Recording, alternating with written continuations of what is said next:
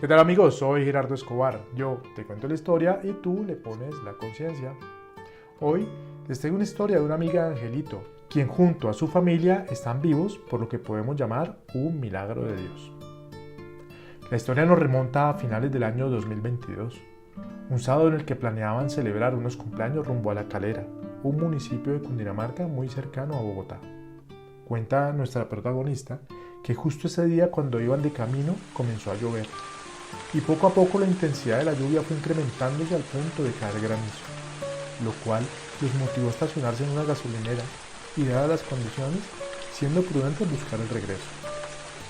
Al momento de retroceder para retornar de vuelta a la ciudad, la lluvia continuaba muy fuerte y así iniciaron el descenso de la montaña.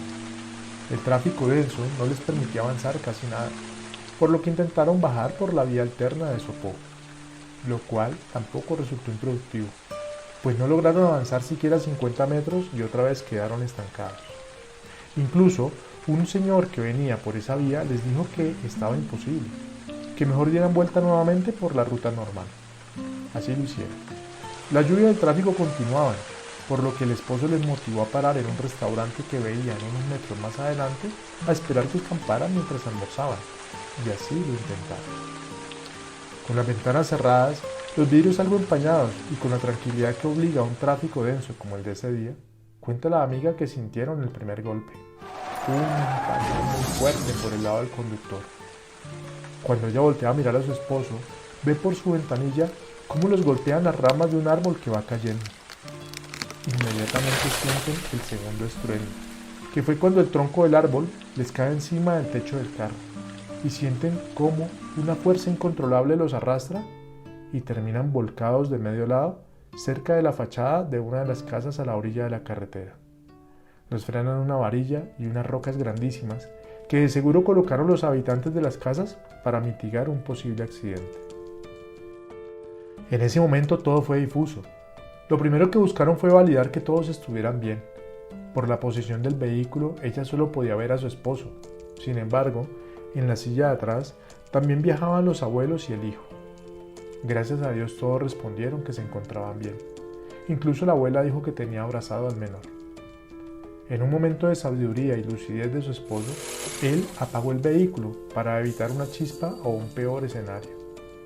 Y comenzó a tranquilizarlos a todos, dándoles aliento y buscando la calma. Como el carro quedó debajo de un árbol, la visibilidad era muy poca, solo percibían algo de luz por el vidrio panorámico, aunque este estaba aplastado y quebrado.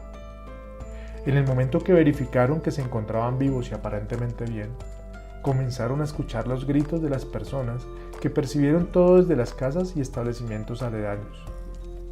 La comunidad salió corriendo a auxiliarlos. Los gritos angustiaban, pero a la vez les daban la esperanza de salir con vida. No tienen idea de la magnitud de lo que estaba sucediendo. Pensaban que había sido simplemente la caída de un árbol, y no la gran magnitud del derrumbe, que estaban siendo aplastados por una gran avalancha de agua, de tierra de la montaña y por un árbol gigante. Esos angelitos, que fueron las personas de la comunidad que los estaban auxiliando, intentaban despedazar el vidrio para que ingresara oxígeno. Y no alcanzan a imaginar ustedes la angustia de sentir o pensar que vas a morir asfixiado. Finalmente lo lograron romper. Comenzó a ingresar aire. Todos preguntaban si estábamos bien y cuántos éramos. Y entre ellos, dice ella, uno de los ángeles, una señora, quien analizó la situación y dirigió los esfuerzos para despejar la ventanilla del conductor y de esta forma lograr salir por ahí. Mientras van cortando las ramas del árbol que los tenía aplastados, el agua comenzó a entrar al vehículo. Esa misma agua que había traído consigo el derrumbe y que había tumbado el árbol sobre ellos. Ahora la angustia es que si no pueden salir rápido, pueden morir ahogados. De seguro son milésimas de segundos o algunos minutos que parecen eternos.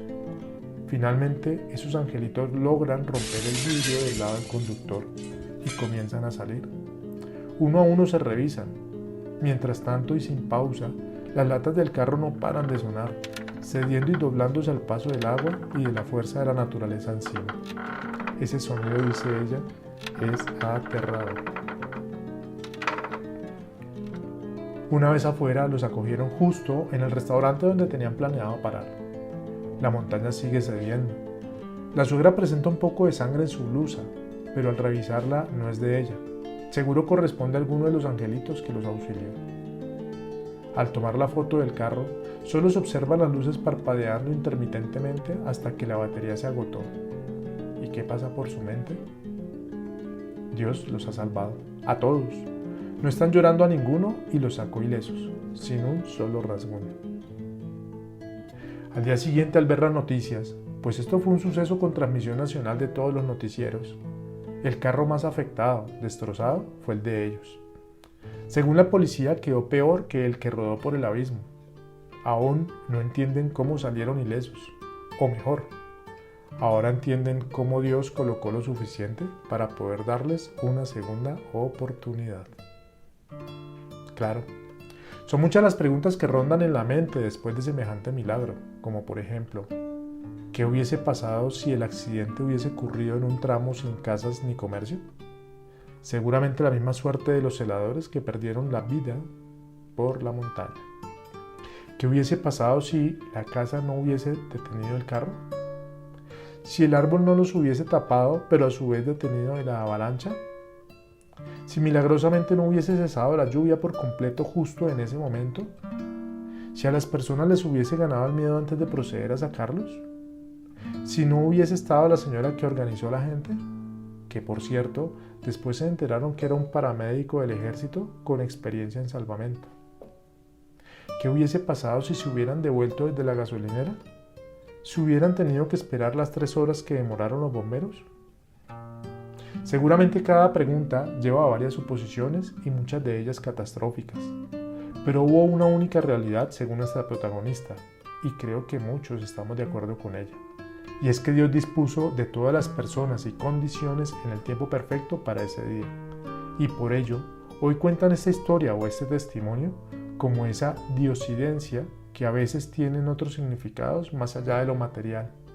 Y para completar, el dueño del restaurante que los acogió les dio comida, bebida y hasta aromática.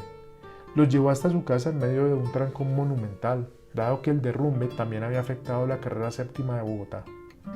Fueron casi 3 horas, dice ella, en las cuales tuvieron espacio de conversar muchos temas, entre otros, que él es de la misma iglesia o congregación a la cual la familia de nuestra protagonista había dejado de ir hacía un tiempo, de paso alejándose un poco de Dios. Vaya historia esta, la cual lleva inmersa muchos aprendizajes de los protagonistas. ¿Y a ustedes qué reflexiones les quedan? Bien amigos, doy gracias a Dios por esta historia o testimonio, por la generosidad de sus protagonistas esperando aportar a nosotros. Los invito a compartir para que podamos llegar a muchas personas y a dejar sus comentarios constructivos. Soy Gerardo Escobar, yo te cuento la historia y tú le pones la conciencia. Nos vemos y escuchamos pronto amigos.